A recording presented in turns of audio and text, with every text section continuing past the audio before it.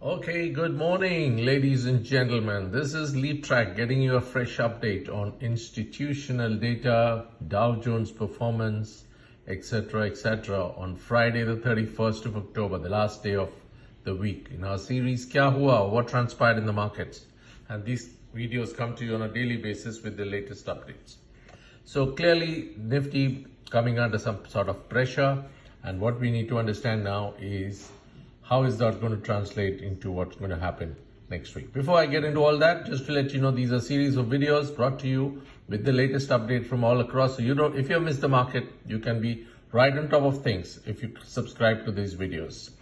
As you know, the NIFTY yesterday, on Friday, did a long red candle. It was the second consecutive red candle of the day. It closed below the 10-day EMA.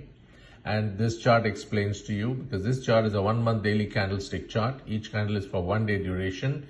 And on the extreme right is the two red candles that you see. The second one is of Friday, the 31st of October.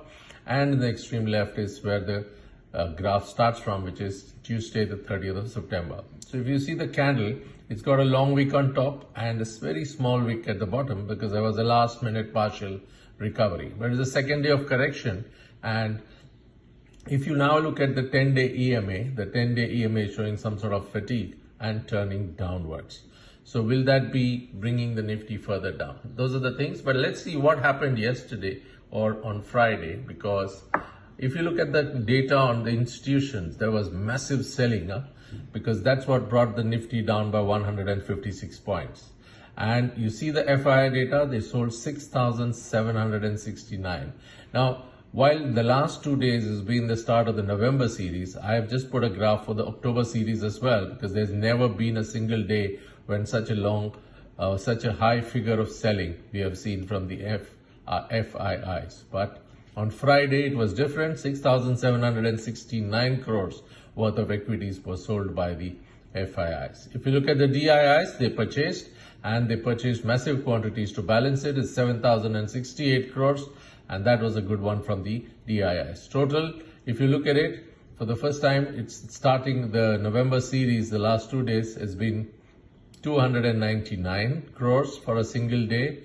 And that's been okay, but very low liquidity coming into the markets. And that's why you see a dip in the overall markets. If you see the put call ratio, interesting data, because I've always been telling you that the put call ratio, if you remember, it started at 1.15 at some point of time last week. It's now at 0.66. So it's coming down, and lower the ratio. We'll have to see now up to what point does the put call ratio go. As you know, this is a very popular derivative indicator used by the FIIs, the DIIs, the intraday players, and the futures and option players. So it kind of helps to sort of gauge the trend in the market. So the lower the ratio, we'll have to see how far low it goes. It's 0.66 now. Will it come down to 0.55, and it will caution us, and we know that from then on it will be bullish, because we are quite sure that since the 10-day EMA is now turning downwards, there might be a correction which will happen on Monday itself. As far as the Dow Jones is concerned, Dow Jones is flat at 41 points. That is because of some amazing results from Amazon, which actually took Amazon 12% high on a single day. GIFT NIFTY already showing 100 points down. As you can see that the GIFT NIFTY is kind of indicating some sort of a pressure on Monday itself. We'll have to see how that goes.